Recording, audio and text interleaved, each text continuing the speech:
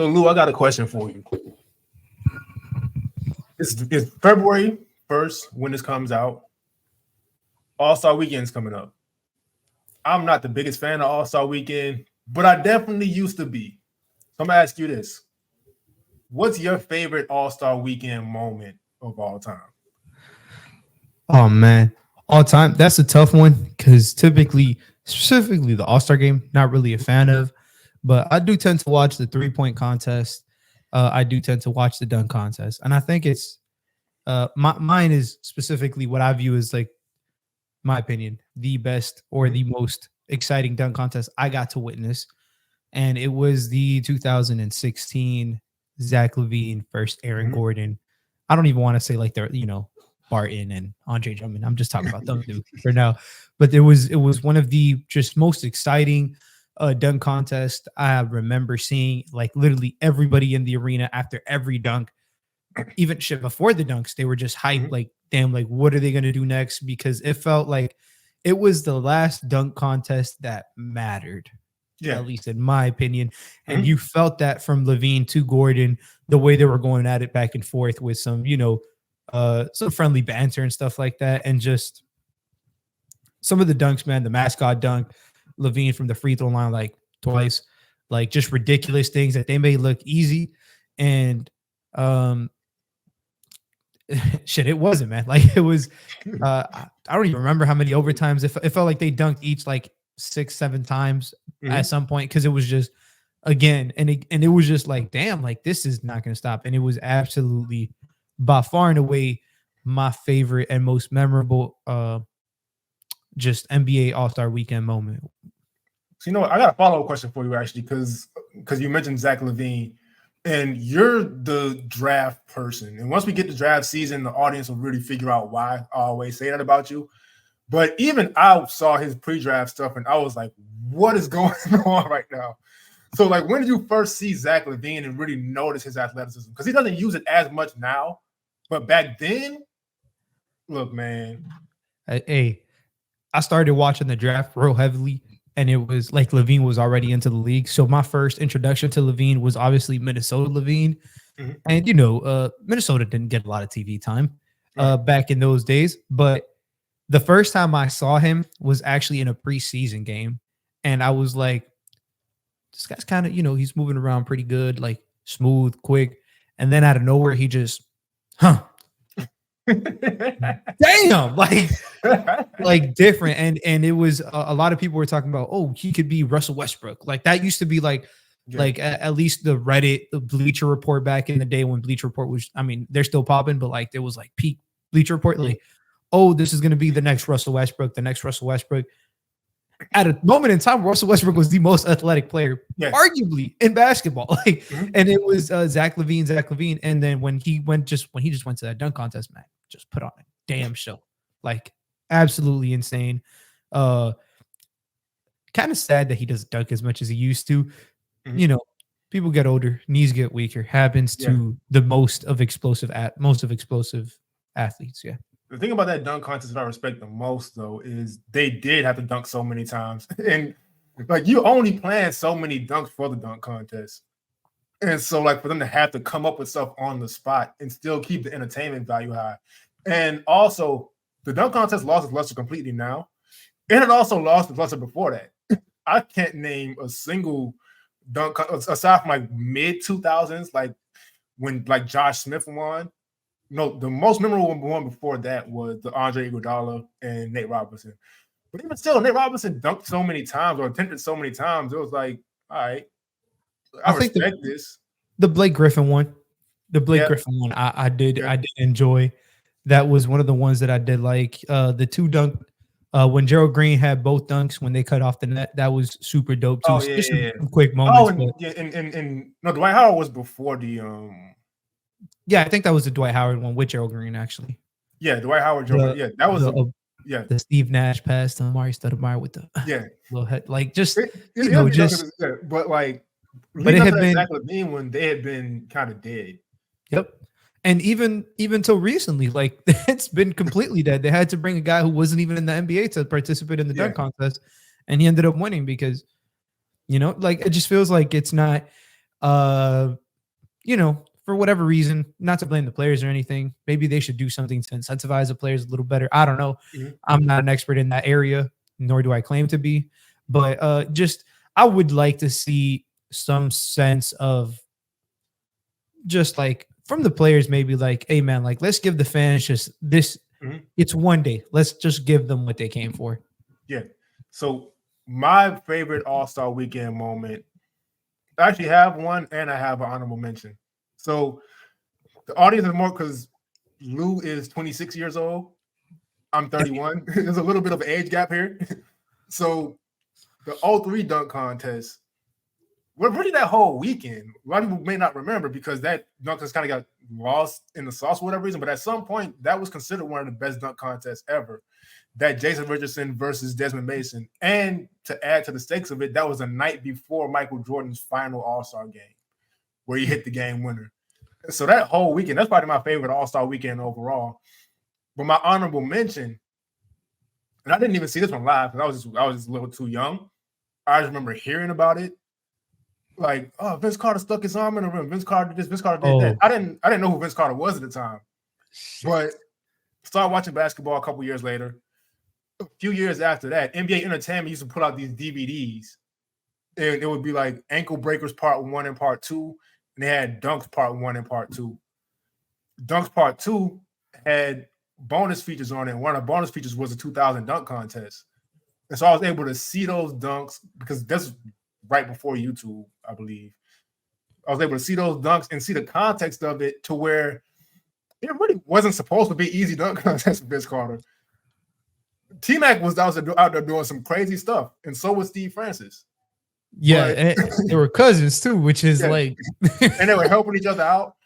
And Vince Carter has the best windmill I think we'll ever see. Oh, for sure. Like I understand Dominique, and I respect Dominique.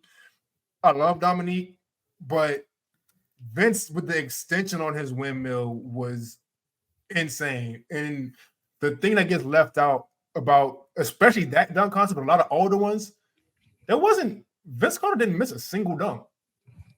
And he didn't know what he was going to do. He to come out the gate with that inverted 360, which come to find out he feels weird when he does a regular 360. I didn't know that. That's why he does it that way. But the inverted windmill 360 with the full extension, jumped so high he landed and just bounced back up again just by mistake. And like, put it this way, and for the year 2000, you to take off from nearly the free throw line with two hands and it's underwhelming. That tells you about everything else you did before that in that contest. And so I think that's my favorite dunk contest. My favorite moment, though, is the combination of the 03 dunk contest with Jason Richardson and Desmond Mason going back and forth, and Michael Jordan the next day hitting the game winner in his final All-Star game. Yeah, and to the point about like the dunk contest mattering back then, like the other two players who were in that one was Richard Jefferson and Amari Stoudemire, and they were both lottery picks. Mm-hmm. Like, it just I don't know. It's I feel like just the mindset around it's changed. Kind of wish it would go back a little bit to I'd love to see some of the the high flyers. I'd love to see, obviously Jaw's not going to be able to do it, but guys like the in-game dunkers who are flashy in-game, like I want to see them get a chance, man, because like the power dunkers are cool and all that. They're cool for the game, but like I want to see some creativity. Somebody have a spark. Like people want to see the stars out there. That's why it's called All-Star Weekend. Mm-hmm. Just a mix of like you said, Vince Carter back then was still like he was Vince fucking Carter. Like it wasn't like he was, Tracy McGrady was damn near, one of the best players. I mean, he was one of the best players in the league, and they were just going out there. That was his coming out year. Well, exactly. He really came out the next season, but that was when he started to really put his name out there. His final season in Toronto, I think he averaged 18 a game that season. That's when he was really starting to come out and like show. He ended up getting a max contract that summer. Yeah. Yeah. And just goes to show, like, the recent one we had was it nowhere as that. The recent one in recent years haven't really been like that. Like even like, I mean, Gordon was at the time of this dunk contest, he was a top 5 pick. Levine as well. But like since then, it's just felt like it's just been on a little bit of a decline. That felt like just like the one random spike in the chart. Yeah. But hey, Jason Richardson, underrated dunker. We want to talk about one of the most underrated dunkers of all time. For sure, Jason Richardson's up there. I know a lot of the younger crowd probably doesn't remember. Like he was the original, like man, like he was just him and Vince really started like what Vince did. Like he kind of like he was like, all right, I got you, man. I'm gonna carry this along up until again his knees started giving out. Like just in general, like his body started wearing down a little bit. But one of the few people who participated in a dunk and a 3-point contest, I believe. Because he was a very good 3-point shooter. It's just he was a very good player too. In general, it was like, man. So I really don't know why he gets forgotten about. He won. I think he won 3. He won in 02 and 03. He lost in 04 and he just didn't go back. But he won 2 in a row.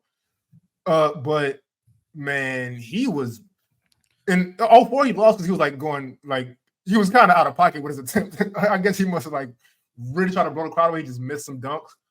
But I understand it because like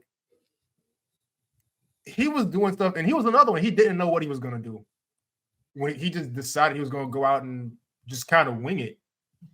And he just had so much, like it looked so like stiff, but he was just so athletic. It was just kind of crazy. I wish he got more, like I wish he was more remembered. And even still, maybe like a year or two ago, like he caught a reverse lob in Big 3.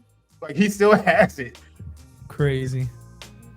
It's just 43 years old now, I believe, or something like that. Crazy. He's almost as old as LeBron James. Anyways.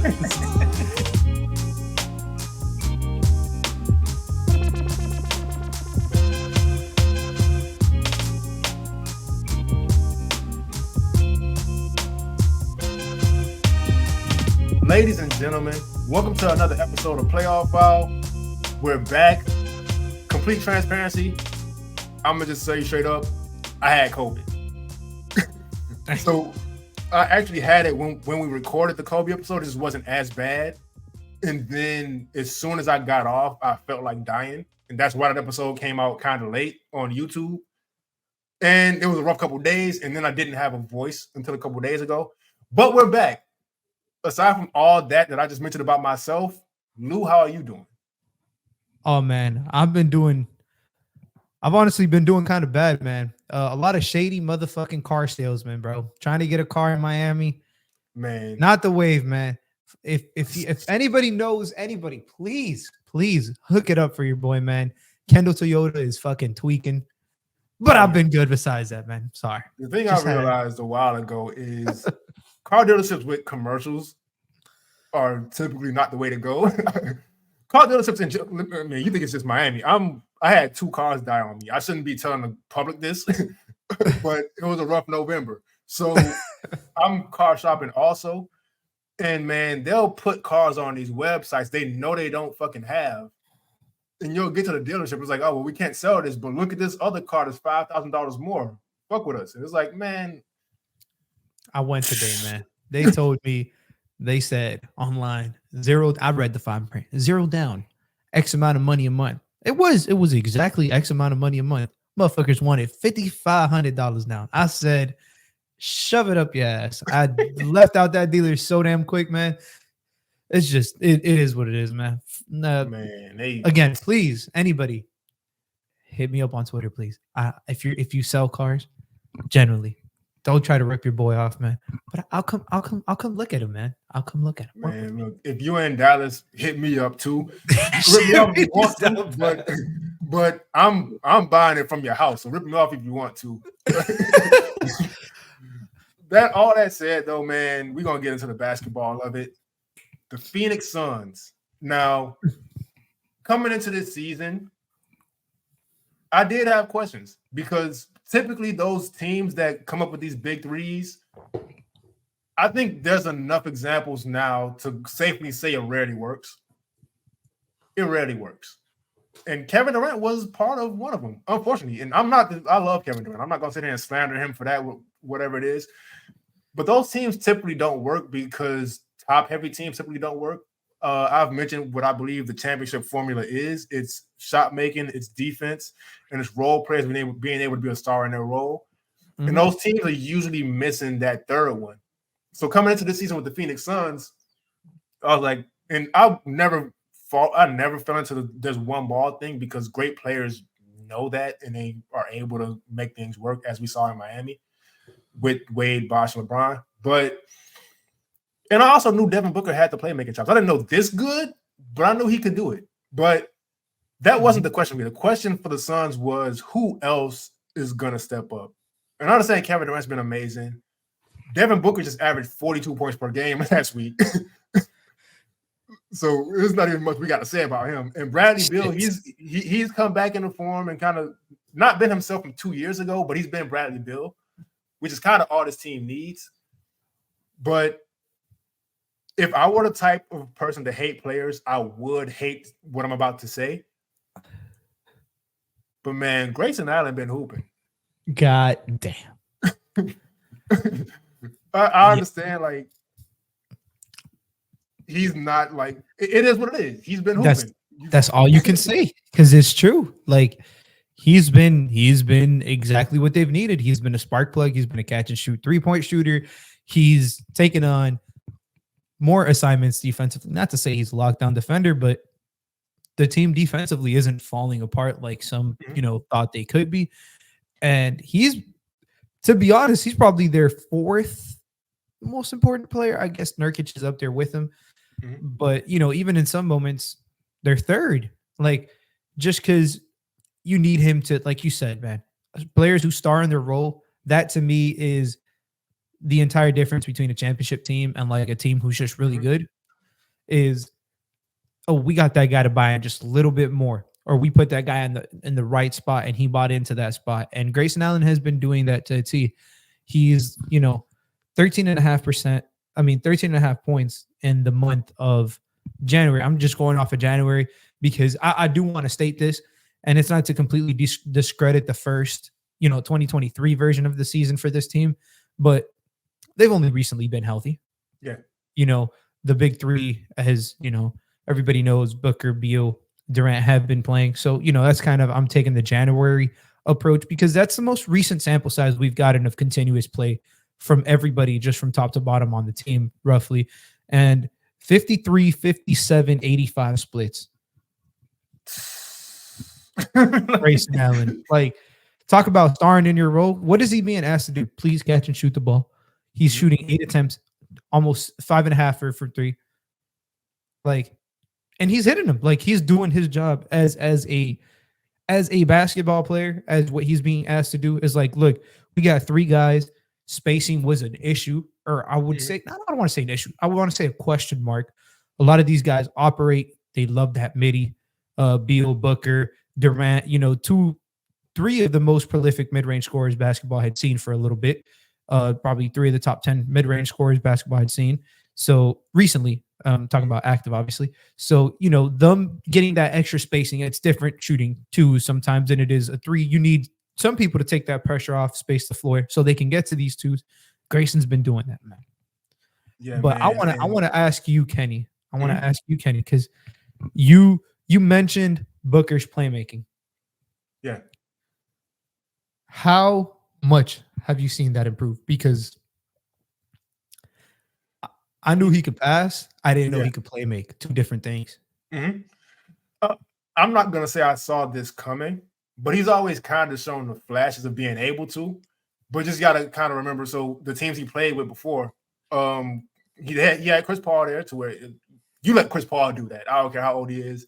If Chris Paul's on your team, you let him play, make decisions. All due respect to Book, but it is what it is. And the eras before that, the Suns just weren't really good. And so when he would make these good decisions, he just wasn't really passing the guys who could do much with it. And so now he's able to really take advantage of what his teammates give him the space to do also, which allows him to score, which now you have to worry about him. And now he gets to really dish the ball out and really play making all that stuff. And I think the thing is, just in general, even not necessarily fully aside from that, but I kind of don't like the word take, but my viewpoint on this in general is I think we in general as basketball fans kind of have to get rid of the depth chart mindset, which is all right, he's the point guard, so he has to do this, or he's a shooting guard, he has to do that. I don't think that's really the NBA anymore. Absolutely not. I think aside from like Tyrese Halliburton and LaMelo Ball when he's healthy, there's not many of those. All right, I'm going to set the table and be a pure point guard guys anymore. Chris Paul, when he's healthy, unfortunately, we have to say that now with him also. And the older guys, like, and I don't want to say Kyle Lowry because that's going to bring up a whole bunch of, that's a sore issue right now for me. But that guy doesn't necessarily exist anymore. It's kind of just like a lot of motion with the good offenses at least, and everybody can kind of play making a sense. And so I figured that point guard spot, quote unquote, not really being a strength of this Phoenix team wouldn't really matter as much. But again, I'm not going to sit there and pretend I knew Devin Booker was going to play make this well. Yeah. His ability to like just actually make reads out of pick and rolls, high pick and rolls, not just in terms of him scoring for himself, but hitting skip passes to the corner, hitting the guy after he drives, hitting the guy cutting at a 45-degree angle, finding the guy at the wing instead of the guy at the corner on those 2-on-1s, making the right decision.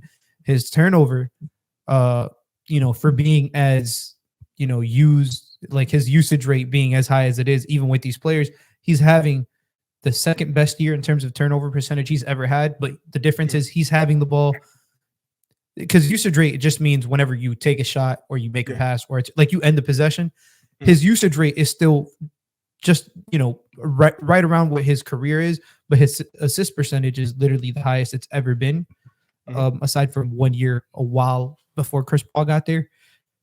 So it's just his ability to play make, his ability to take a step. I don't want to say take a step back, but just to take on this newfound responsibility while still giving you the aggression that Devin Booker brings. Yeah. Because I fully believe, man, if he had been healthy enough and this team had been healthy enough and they've been playing together like this, he'd be in discussions for first team. I think he should still be, maybe even MVP discussions, because he's been this good, man. Like he's been special. We saw last week he got player of the week. They went 1-2. He dropped 50 points a game. Like shit like that. You don't see that in 3 games. A player scoring 152 points in 3 NBA games should surprise you. Doesn't matter what era of basketball we're in. If offense is going up, it's still shocking. But And for whatever reason, Devin Booker's still kind of underrated in a sense. And I don't say that as in like he doesn't get credit, because he does get talked about by the people who kind of know. But I think even still with the people who know how good he is, I think we don't really acknowledge just how good he is. Exactly. Because to be able to leverage your scoring ability, and it's all reads. It's not easy reads. He's not premeditating his scoring. He's not premeditating his passing. It's whatever I'm able to make the defense do. Because all the offense is making the defense make a decision. Whether it's like, if it's a simple pick and roll, all you're doing is you're making the defense show their hand. How they're covering it, who they're helping off of, if they're switching, if they're in a drop, if the teams don't really hedge often, but make the defense show their hand and then make a decision from there and just make them pay for whatever it is, because you're going to have a hole in the defense somewhere, because they're kind of, in a sense, not necessarily reacting to what you're doing, but they kind of have to in a sense. So it's creating those advantages. And he creates advantages, whether it's for his teammates or for himself, seemingly every time he touches the ball. And that is not easy to do. There are good players who can't do that. There are great players who can't do that. It's like him and a couple other guys in class of their own as far as that goes. And yeah, go ahead. No, yeah, he's been sensational. I think, like you said, Bradley Beal just kind of coming back, getting reasserted. It's been a question mark. Obviously, the question mark, how are they going to play together? And I think we got a big enough sample size to know very fucking good. Let me tell you. 678 possessions per cleaning the glass. This does not count today's game. Their offensive rating with all three of them on the court, 130.8. 100th percentile. Their defensive rating, 113.4. That's slightly above average. Mm-hmm. That was a question mark too. Defensively, can they survive? Yeah. Especially because when you look at that lineup, like they don't really have like a lockdown defender. Like Nurkic isn't a lockdown rim protector. I think KD is a very good defender. I think he gets overlooked in that aspect. I think Booker brings intensity defensively. You know, Grayson Allen has done that. But like, you know, no, I don't want to say like, you know, they don't have like a DPOY candidate. They don't have even an all NBA defensive player candidate. It's just team concept, slowing the game down. Who would have thought that controlling pace can help a defense so much? But it's 131 offensive rating. Talk about shit. You talk about, man, just talk about it in general. God damn. That's when I saw that, I was like, holy like I knew it was working because I've seen some of the games recently. Yeah. But it's just, that's a different tier, man. And that's the thing. And that's kind of why I don't really ever buy into there's only one ball thing. Because just because a guy can score doesn't mean he's a selfish player. And we know, and we're going to get to him in a second, trust me, but we know about Kevin Durant and his efficiency. So it's not like either of those guys is out there just chucking. Well, Bradley Beal had to a couple of years ago because he was kind of in Washington by himself. Yeah. But none of those guys are looking to go out there and chuck shots up and get their stats. They're trying to win. They just know what they're good at. I guess they all leverage their scoring. Devin Booker, I believe, is probably the best at leveraging the scoring and then mixing in the playmaking. But they all do that in a sense. Now, Bradley Beal, he's going to get into rhythm at some point. He's not been bad. But at all. He's not been bad at all. But I think the thing with him, well, with these teams, when they have worked, there has been a guy who, I don't want to necessarily say demoted himself, but decided, like, I don't need like Chris Bosh. Chris Bosh, before he got to Miami, was a 20-10 guy. And he was like, well, this isn't really going to work here. It's a different era now, so you can still get your points, and it'll still look like this juggernaut of a thing because there's more possessions. And like I mentioned, this is an efficient team anyway. Mm-hmm. So but I think Bradley Beal is kind of the guy, and he understands it, that he's a great player, but he's just simply not Kevin Durant or Devin Booker. And I think that's been part of what's worked. Yeah, his ability to just be, and you know, the team in general, like their ability to establish a pecking order. Yeah. To like not have egos. It feels like they're all working because, you know, the biggest thing with these, like the teams that get together with the stars and stuff is egos. Like at the end of the day, like it is what it is. Like, you know, how players get perceived in the grand scheme of things matters to them. Yeah. It feels like this team doesn't have that. It feels like, and even if they do, it feels like this is a lot, you know, credit to all three of them. Like they know the pegging order, and it's not to say Booker is the best one on the team, and then it's Durant, and then it's Beal. It's just to say, like, look, this is the way the offense is going to flow. Mm-hmm. It's agreed upon, and it's fucking working. So it doesn't need a switch. They're all being very efficient. In the month of January, 54, 55, and 49%. You know, Booker, Durant, Beal. From three, you're looking at 39, 41, and then Beal is at 33%, which we know he's capable of doing more. Obviously, he's just getting into rhythm. It's like they're all damn near 50, 40, 90s. Mm-hmm. You know, exception of Beal, but like they're crazy efficient. They're getting the looks off, even if they're not shooting 3-pointers at volume. Their diet in the mid range is just so efficient that sometimes you don't need to get all the way to the 3-point, you know, all the way to the rim. Sometimes you don't need to get all the way to you don't need to pull from deep. It's just run your sets, run them crisp. The role players are obviously helping. You know, Josh Okogie, got to talk about him because it feels like whenever he plays, talk about a guy giving him a defensive identity. It's Josh Okogie. It's definitely Josh Okogie. You know, the bigs, like they have two centers that are giving them good minutes between Eubanks and Nurkic. Like the team just feels like they're gelling, and they're gelling. Yeah. They have, you know, 30 games left in the season, 30 more games to get better. but they've been creeping up in the West. I believe they're as high as, if I'm not mistaken, they're as high as 6 when I saw recently. They won 8 of the last 10 games. And they won again today. So whatever that makes yeah. it. But yeah, so they're all the way up to 6 recently. Like they've been creeping out of the playing spot. Things are just clicking on all cylinders for this team heading into the, what's going to be the All-Star break and etc. And we have to acknowledge Kevin Durant for sure. We have to, just in the sense of, because it's not only the age thing, which is impressive enough with him being, I believe, 35 years old, and still being an elite player, but also he's been so elite that you'll forget he had injuries to where if he had them 10 years before, his career would be over. And for him to still be one of the best players in the league, still unstoppable, still efficient, I just kind of want you to talk about that, because I saw Kevin Durant from the beginning of his career, and he had it from day one, obviously. But oh man, for him to still be elite in this way is kind of crazy. Talk about adapting. It's felt like, obviously early in his career, it was kind of his team, with the Westbrook, it was him and Westbrook, but like he was basically the scorer, yada, yada. Like it felt like he's transitioned his role even this year. I think his playmaking has gone up recently. This year he's averaging, I didn't even know it was 6 assists a game, but again, it's just developing your game at 35, so showing that he can still affect the game in more areas than one, because he said it recently. He's like, I think I deserve to be in the GOAT conversation.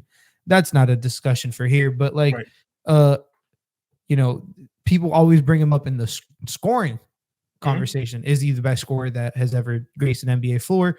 But at the same time, now he's more than just a scorer, is my point. He's legitimately doing everything on the court for this team and affecting it in a certain way. And when guys are missing games, he's like, all right, I got you. When Booker or Beal misses, takes a step up, does what he has to do. When they're all on the floor together, he's like, all right, I know what I'm going to do here. I'm going to focus on this and this. Just championship pedigree. He's won it before, knows what it takes, and is, in a sense, I feel like guiding. And him and Booker have the very similar, just like I call it like the it factor. Like they have that attitude that, just clicks. Their intensity is kind of the word I'm looking for. They're very intense people.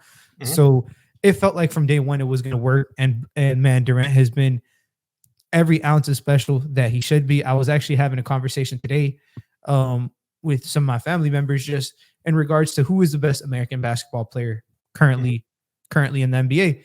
And Durant might be at the top of that list. I'm not here to say he might be or not, but like he's been that special, and he's 35 years old, man. Like it's crazy that he's still at this level doing with the things that he's doing. Yeah. And so I honestly, to be transparent, I feel like for the listeners, for us to talk about Kevin Durant and not mention any narratives, we deserve to subscribe. I'm not asking for it. I'm not begging for it. I'm not demanding it. I'm just saying, hey, you're not getting that in a whole bunch of other places.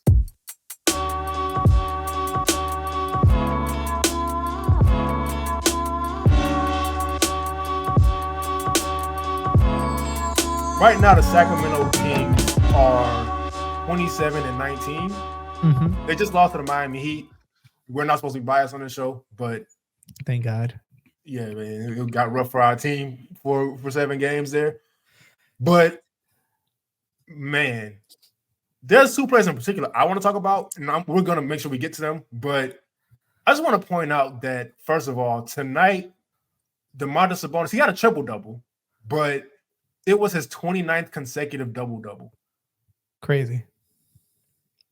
I feel like with Domantas Sabonis, he's another extremely underrated player.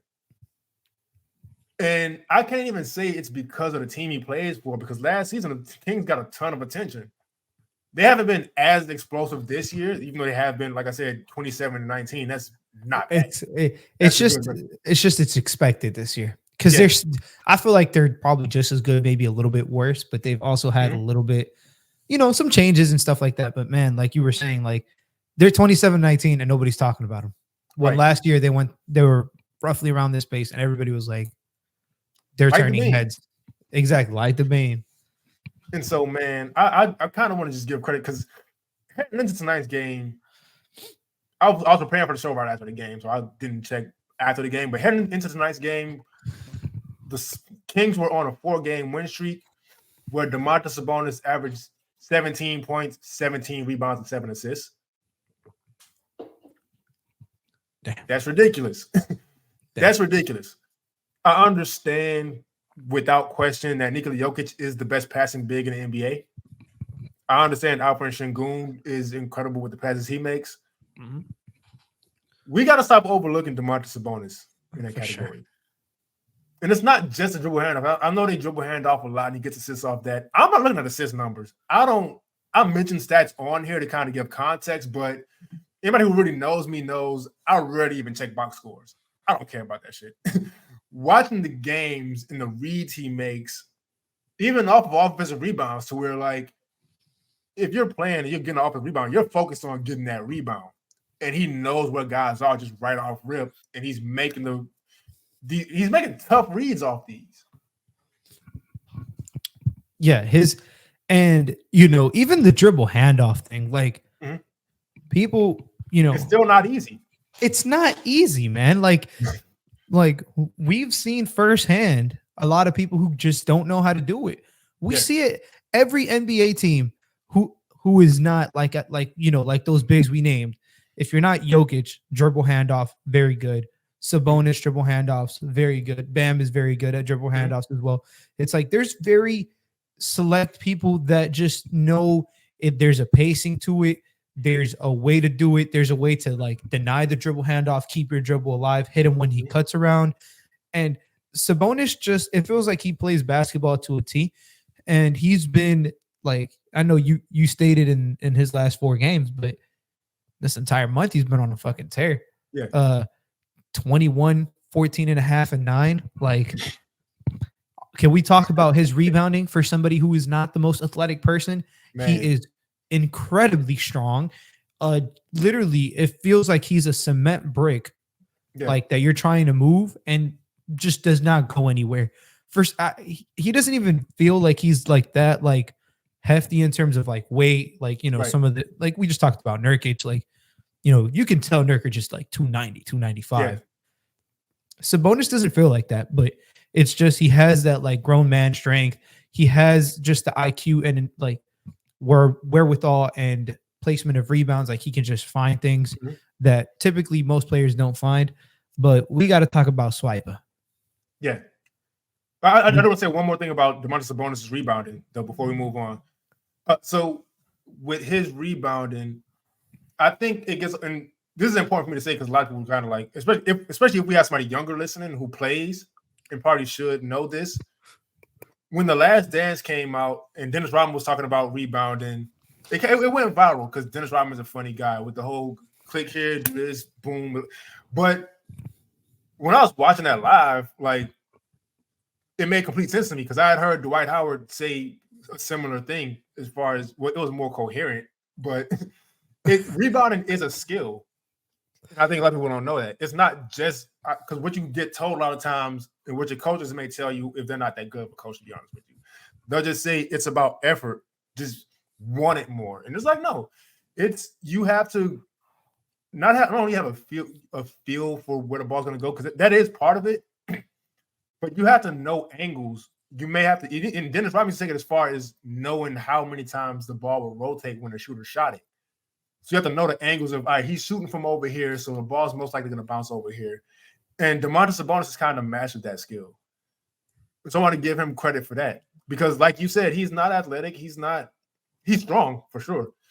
But there's a skill to rebound, and I feel like most people just don't really know about. And he's definitely mastered it. But I want you to go in first on De'Aaron Fox. Oh, man. I'm going to pair him with Malik Monk because this backcourt with these two guys running the show with the speed. Yeah, like talk about the quickness, I guess, the speed that Sabonis doesn't have the top end of. Mm-hmm. These guys are like, you don't need that, man. we got you and then some, because they're like the speed that at which they play with, the downhill, like steady diet of I'm coming every single time I'm going driving it straight into the paint. De'Aaron Fox has done that. He was on a tear earlier in the season. He's cooled off a bit, but it's like the team is still winning. It's different ways to winning in basketball. Like, the shooters around him have gotten a lot better. Werder started off really bad. He's picked it back up as well. So it's just the ability to read the game. But man, Swipa, particularly offensively, has just been it's just been consistent pressure at the rim. His shooting has gotten better. His ability to process, to play without the ball as well. Him and which makes that pairing of him and Sabonis just that much worth it. Probably the most even trade in damn near basketball history. It feels like. And I said that from day one. Not to cut you off. I said that from day one. I feel like Tyrese Halliburton's my favorite player in the NBA. But one, it freed up De'Aaron Fox because they had to share a lot of responsibility. And two, the stuff Domantas Sabonis would open up for that team. But yeah, you were making. I'm not. You go ahead and finish your point. I just had no, go ahead by all means. Shit, you're cooking. I was finished. I just had to mention that. No, yeah, it's just the ability in which they play alongside each other, like the space they create. People were saying, Sabonis isn't really a great shooter.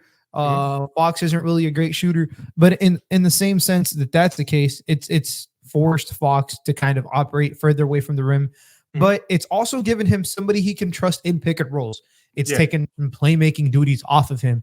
When Fox came into the league from Kentucky, obviously him and Malik Monk were tearing shit up over there too, so it's nice to see them back together. But he wasn't, it wasn't like he was the sole playmaker. Like he was a score first point. Like that's the build of point guards that most, we were talking about off air. Most point guards nowadays are score first point guards. Like that whole position thing you were talking about is kind of different. And that's kind of what De'Aaron Fox is, positionless basketball. He's just a bucket getter at whatever space of the floor. But he's been on a tear. And go ahead, man. On De'Aaron, do you have anything to add? Yeah. So what I want to give him credit for is, and you kind of alluded to it, just the adjustment coming into the NBA. First of all, and there have been point guards who come into the league recently, and including Trae Young, who they'll come in struggling. And the first reaction to most things, which I don't love, is kind of like make fun of guys and be like, they're a bust, is that, whatever. But for a point guard, no, I'll put it this way. Every player who goes into the NBA, they say the toughest adjustment is adjusting to the speed of the game and how fast things are going. So imagine being a point guard and having to control that speed. And having to control the tempo and it's tough, man. And De'Aaron Fox didn't even necessarily start off his career bad, but just to see what he's become.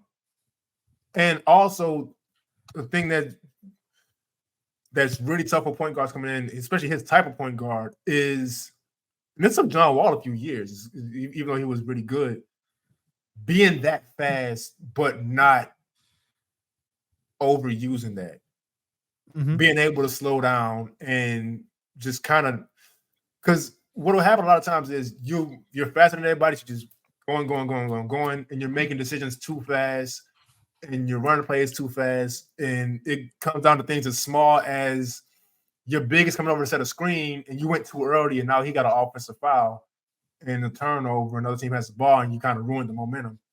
And so I want to give De'Aaron Fox credit mostly for not only what he's been, but that journey in itself as a point guard coming into the league and having this freak athleticism and kind of being just a freak athlete at first and really becoming more of a well-rounded player. Because like you mentioned, his shooting has improved over the years. He has less playmaking responsibility, but he's also a better playmaker than he was before. And so I want to give him credit on all that. Now, speaking of players improving as they've come into the league, Keegan Murray this year is a lockdown defender. And I did not expect that at all last season. It's like he read like one or two posts or articles or whatever about how the Kings lost in the playoffs last year because of the defense, he was like, you know what? I'll do it myself. I'll figure it out. He's been like, a lot of things get made on sophomore slumps. Mm-hmm. So far off the spectrum for him. Yeah. And I'm not talking about his points per game. I'm talking about like the actual improvement of his game as a basketball player. Like you stated, his defense has been 2, 3, 4 notches above where it was last year. Mm-hmm. He saw what it was needed to win. Super important for a player as young as him, or, young into the league. He's 23. That doesn't really matter. Just in terms of NBA experience, to get that playoff experience against somebody like the Golden State Warriors that they did last year. A lot of learning curves for him, got challenged, came back. And to be very honest, Kenny, I could have told you from day one in the summer league, he was about to be different. Oh, yeah. Day one in the summer league, for those of you who don't know, he dropped like 40 points, the most effortless 40 points. He was unfazed by everybody. He was getting, thrown up against, just looked like a man amongst boys and, ready for that second year leap. And he's carried that into the season on both ends of the court. And it's not even to state like, obviously we know what he could do as a shooter. We know how hot he can get as a shooter. It's adding the different layers to the game. Now being more of a 3-level scorer than just a catch and shoot shooter, putting the ball on the floor. Obviously not the best playmaker and stuff like that, but that's not really his role. He's more of a catch and finish, play finisher than he is, a shot creator or, a playmaker as opposed to that. But he's been no sophomore slump for Keegan at all, for sure. Yeah. And it's like, we talked off air, and I don't want to keep saying talked off air and not give the full context. We were talking about point guards, well, really scorers in general. And I used the example off air of Gilbert Arenas mentioned, I forgot which podcast or interview it was, where he was talking about his style of play when he played and why he scored so much. And the example he used is like, while you're doing all these dribble moves and in and outs and behind the backs and all this, he could have scored twice in that time because he just got to his spot and just got the bucket. And that's been Keegan Murray. It's no, and I don't want to sound like somebody's coach and be like, there's no flash to his game. But as I get older and as I learn more about the game, which I try to do every day, learn something, I start to really understand what my coaches back then were talking about. Like, that is the best way for you to, like, there's ways to be efficient with the scoring. I don't necessarily mean as far as the percentages, because sometimes shots either fall or they don't, but just kind of getting to the point in a sense. And you mentioned Keegan Murray as a play finisher. I couldn't have said it a better way. That's usually used for like lob catchers and whatever it is and rim runners, but that's not really all it is with play finishers. So that's why I'm glad you used that in the sense of Keegan Murray, because if he's open, he'll shoot it. He'll just, if not, he'll attack the closeout. If he only needs one dribble to do it, he'll take that and pull up. He has so many ways to score in so little time. It's exactly what that team needs. Yeah, and it's so much of, we stated like Sabonis playmaking. We stated what De'Aaron Fox does in terms of getting to the rim. His ability to just capitalize off of tilted defenses once they become tilted with Fox's speed or with Sabonis' savvy is, truly special, man. And his ability to remain efficient while basically, having more responsibility, having to shoot more. Sometimes he does get to create a little bit with less time on the shot clock. He is a bailout guy every now and then. But just his ability to remain efficient while doing it within an offense as a second-year player for a team who's 27-19, like, these things are not common in today's, league, and just in general, not in just today's league, in general. Like, a second-year player should not be this poised, just know his role like this.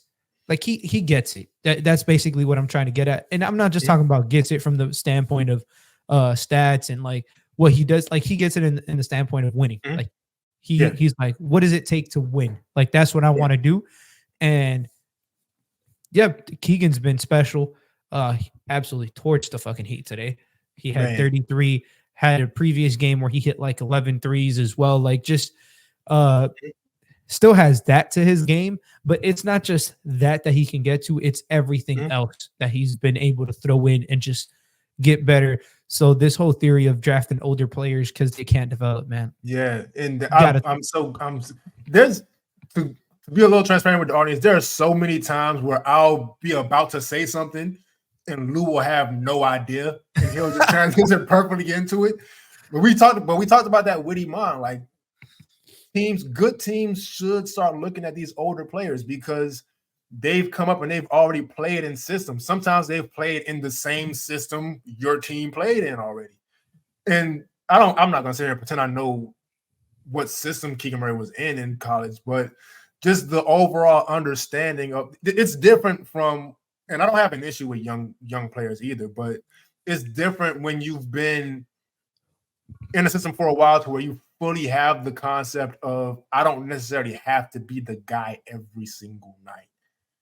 I can attack the closeouts because somebody else drew the help, and now I can just get my points this way. And I'll still get my points, and we'll still win because I'm still making things tough on the defense. I'm just not the first person in this possession to do it. And so, man, credit to Keegan Murray. I understand, like, even with him being a great example for what we talk about as far as older players coming into the league, still having that mindset is just incredible, man. Yeah, and to transition from Keegan, because I'd be fucking remiss, Kenny, if I did not bring him up. Malik Monk. Oh, credit to him because he's turned his reputation around.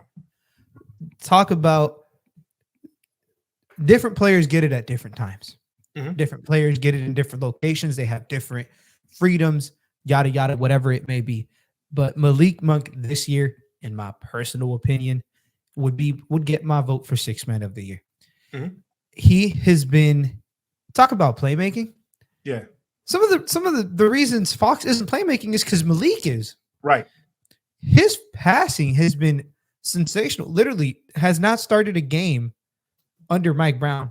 He not one game. Has 77 last year, 44 this year. 0 starts. Definition of a sixth man. Right. Getting to the rim. If I don't want to say efficiently scoring because 43-38, but just getting the team a bucket when they need it. Too much can be made about efficiency. Sometimes you just got to create something out of nothing. Yeah. And he's been doing that. His playmaking, creating shots for others, like just in general, getting to the rim, creating something out of nothing, something that he's doing for a team that desperately needs it. And a lot of the beneficiaries of this are guys like Fox, obviously, like we talked about Keegan, as well as like Kevin Herters and Harrison Barnes, like just the team in general. They just, yeah, man, sorry, but Malik Monk, I would have just been remiss to not talk about him because watching him in Kentucky, you know, he was a little small. Maybe he wasn't the good enough passer to play the one of those tweeners that is really a 2 in a 1's body. But he's shifted from that, man, a career high by far in assist. And just adding layers to his game. And he's only 25 years old. And he's been in the league for what feels like forever. Yeah. And you know what? He's a great example of why both me and you always talk about not really judging a player too soon. And look, none of these guys peak at 22, 23, 24 years old, right? So he's a great example of that because a lot of times players do develop things behind the scenes and they're just either not asked to do it or they're not in the right place to do it. And so in Charlotte, he wasn't going to get the chance to play make because LaMelo Ball has it. It just is what it is. It's LaMelo Ball. And then if not LaMelo, it was Terry Rozier. He goes to LA, it's LeBron. And I don't care who you are. If LeBron's on the floor, you let him make the decisions. Point blank. I don't care what it is. And so, man, credit to Malik Monk getting the opportunity to do more than because also that style of player of what he was before, just come off the bench and score.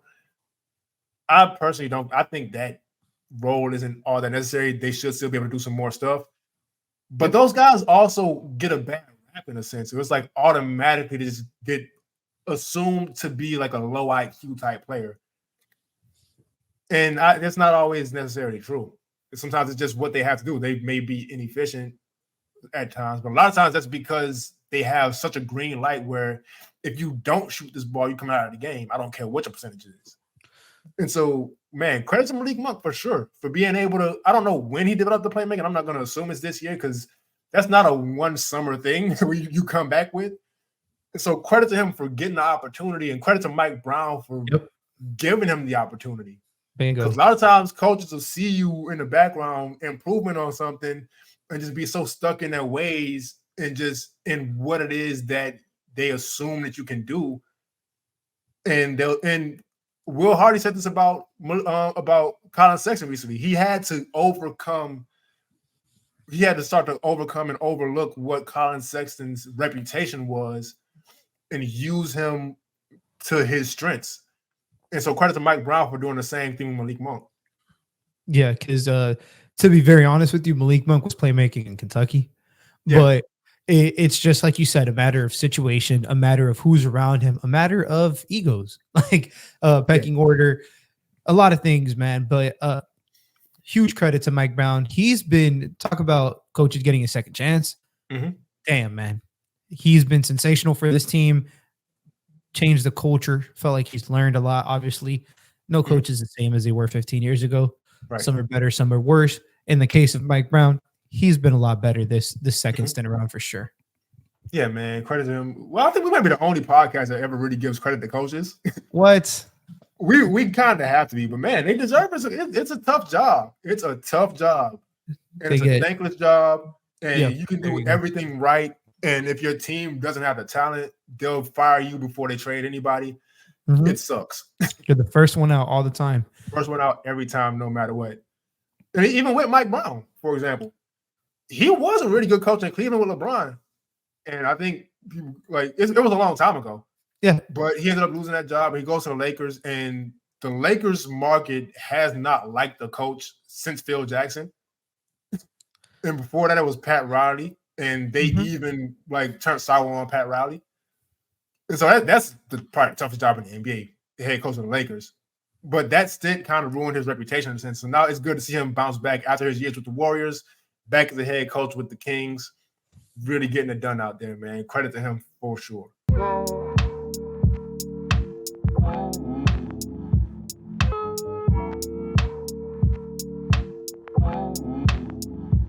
This 65-game rule for awards, I didn't put much thought into it because I am also an NBA consumer, and I stopped going to games because I'm not trying to – because when I do go to NBA games, I don't want to sit in a nosebleed. So I'm going to spend a decent amount of money to be able to really see what I'm watching. Mm-hmm. So the last thing I ever want to do is get to an arena and find out the stars ain't playing, and I've paid star money for the tickets. But on the other hand, this 65-game rule, in my opinion, draws a line in the sand that I don't think is necessarily safe. As we saw yesterday, Joel Embiid had no reason to be out there playing, but he's pretty close to the threshold of 65 games. And Tyrese Halliburton, I read yesterday, because it's not just about the awards. Awards a lot of times come with incentives in players' contracts. And so I read yesterday that if Tyrese Halliburton misses 3 more games this season, he could lose $41 million. Yeah, it's about that money. I was about to say it. And it's easy for us as non-millionaires to say, oh, well, you're supposed to just love the game. And look, man, the NBA career is not a long career. Mm-hmm. And I understand it sounds like these players make a lot of money because they do. But that money also stops when you're 33 years old. And you're probably going to live into your 80s and 90s if you're lucky. So I'm all for players getting all the money that's available to them. And this 65-game rule it's left no room for actual injuries. And that sucks. You know, it's interesting that you brought it up like that because I'm a fan of this rule. Mhm. but I had never thought of it in that light because I do think it's a side as a consumer Mhm. and as like it's tough because you obviously want to watch them play, but Yeah. you also want to watch them when they're fully healthy play, Yeah. and you don't want that to be. I feel like the topic about the NBA supermax contracts is a whole different topic that we were talking We'll get to about. that one day because we talked about that. It's a really Yeah, interesting conversation. I think that should just get completely disbanded. I think it Mhm. should just be the max, and it is what it is. Um, because for different reasons, but just in general. But that super max in par with this 65 game rule is just been it's been like you said, Embiid Mhm. yesterday, Tyrese recently, and we'll see more examples. Obviously, not players who've gotten their money, but you'll see around, I would say, 2 to 3 every year, or maybe even more. I'd say about a handful every year of just players who are just trying to play enough games because either A, they want an accolade, or B, they want to get their money. I think for more reasons than one, it's probably going to be for the money, but it's man, it's a double-edged sword because on one end you got like you have to love it because you're protecting the consumer, and on the Mhm. other end you got to be careful because you could just literally be harming the product. Yeah, that's the thing. I completely understand both sides, and trust me, like I said, I'm a consumer, and I stopped going to games, and I love the atmosphere of NBA games, but I can't Mhm. trust it because I don't know who's going to play and who's not. But I'm sitting there watching Joel Embiid yesterday, and it was just kind of sad. Like you don't want to watch a guy like you said. You don't want to watch clearly injured guys play either. And I think so. There probably has to be some kind of compromise. I think, and this is not the league's fault that these incentives are in these players' contracts. I've never really agreed with that anyway. I think even without the injury aspect and the 65 game aspect of it, I think you probably shouldn't tie that much money to media guys' opinion, especially when they may vote on something. Like if I'm a journalist and this business is as fickle as it is already, I'm probably just going with an agenda to get some clicks in some sense, and I'm writing about whatever it is. And so I'm probably gonna, and these votes are gonna come out. So, for example, Skip Bayless can never in his life vote LeBron for an award because it's gonna come out that Skip Bayless voted for LeBron and this whole thing's a sham. And Yep. so I wouldn't want something like that to be tied to my money if I were a player. Mhm. And so I've never agreed with the incentives and contracts anyway, but they do exist.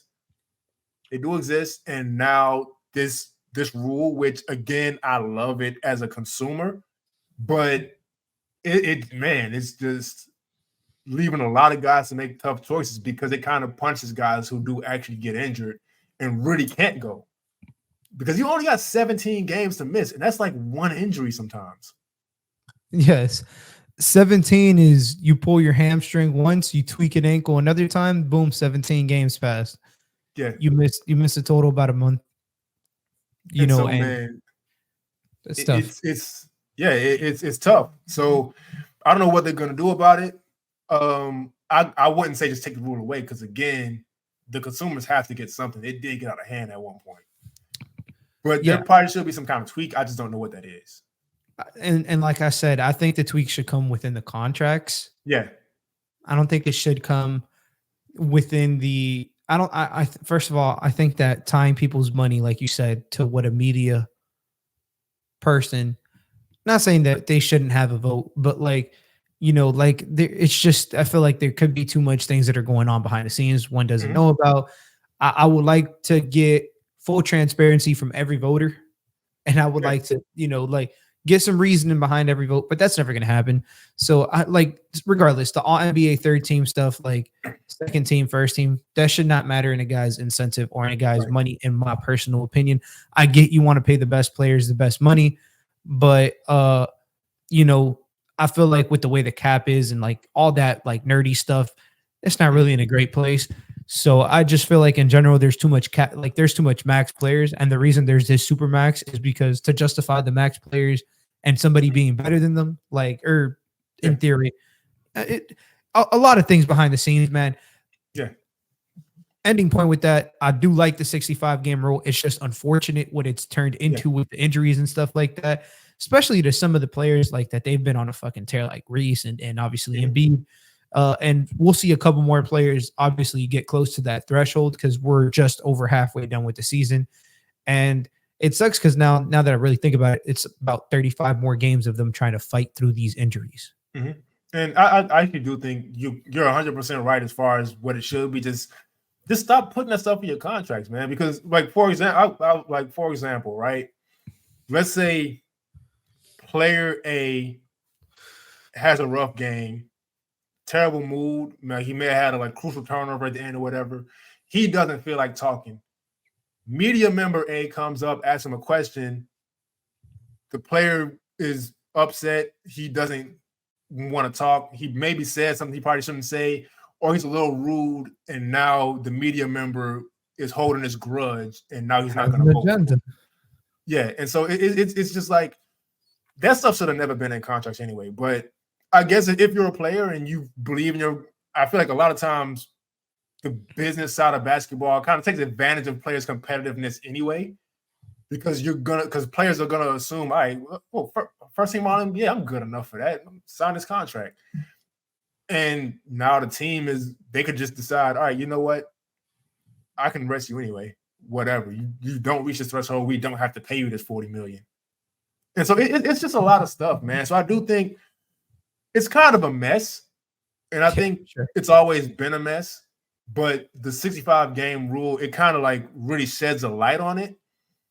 And at least for now, as long as these incentives are in contracts, it just kind of makes it worse. Even though the rule itself isn't a bad idea, it's just the domino effect of it gets real messy. Yeah, and like you said, I think it's a step in the right direction. Mm-hmm. I know recently the news came out. Adam Silver obviously signed an extension as a commissioner. Well deserved, I think. Mm-hmm. Yeah, I think he has crazy ideas until they work, and they've all worked. Exactly. He talked about a motherfucker who literally, he's like Shohei Ohtani. Every time he goes out there, he knocks it out the park. It feels like this feels like he hit a double. Yeah. Like it's a step in the right direction, but it's not really quite where you want it to be. But it feels like it's not due to his fault. It's just, he was playing in X stadium and the wall was way too fucking far. But he hit it good, you feel me? It's just it's tough.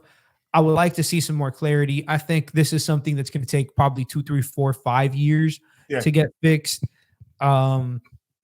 Just a step in the right direction, but still not the perfect solution. It's kind of it's going to take a while. Guys' contracts are going to have to run out, and they're going to have to renegotiate. But now they know it's not worth it to have these. Just pay me my money up front, because these incentives, there's no guarantee I'm going to only miss 17 games. That's kind of it's a physical sport, especially with as fast as guys play now. It's you're gonna get injured at some point. Unfortunately, just part of the game. And so they're gonna have to just renegotiate the contracts when they run out. But it is a good idea. And like you said, with as much parity as there's been in the league, a lot of these players sometimes they would the incentive thing too, obviously the money thing. But the teams want to get in, and now it's the play-in it's 4 teams. Now it's not the top 8 like it used to be. It's the top 6 are locked in. Those 6 spots mean a lot more than the 8.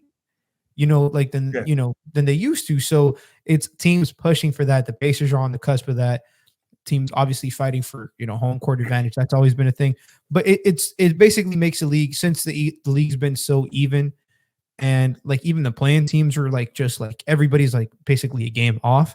It's just so much parity that teams probably pushing for the players to play or maybe even the players in some cases are pushing to play themselves. But unfortunate, but a step in the right direction. Again. It's going to get figured out after a while. It's just right now it's a little messy, but I believe in it.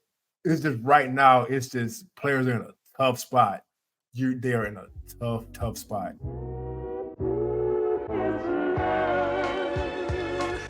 Thanks for tuning in to another episode of Playoff Foul. I'm Kenny Spence, social media Kenny Spence NBA. You can follow it if you want to, but I really want you to follow and subscribe to Playoff Foul, because I'm always honest about it. It's a lot of hard work, but we do it for y'all. Make sure you subscribe. Make sure you follow on all socials at Playoff Foul. Lou, what you got? Where can they find you? Find me at Saucy Takes. No spaces, end it with a Z. Honestly on everywhere, but really just follow me on Twitter. Also, we want to thank people because we hit 100 subscribers. We forgot to mention it. Yeah, we did. Thank you guys. Currently at 103 subscribers. It means a lot to me. It means a lot to Kenny for sure. Yeah. It means a lot to Frankie. You know, I guess I'll put some words in his mouth in this case, but it does. No, it really does, guys. Thank you guys. Continue to like, share, send it to your cousin, your favorite grandmother, I guess, you know, whoever it may be, man. Great uncle, the homies at work, the homegirl at work, everybody, man. Please just, you know, get us out there. Thank you guys for sure. And that said, we'll see y'all next time.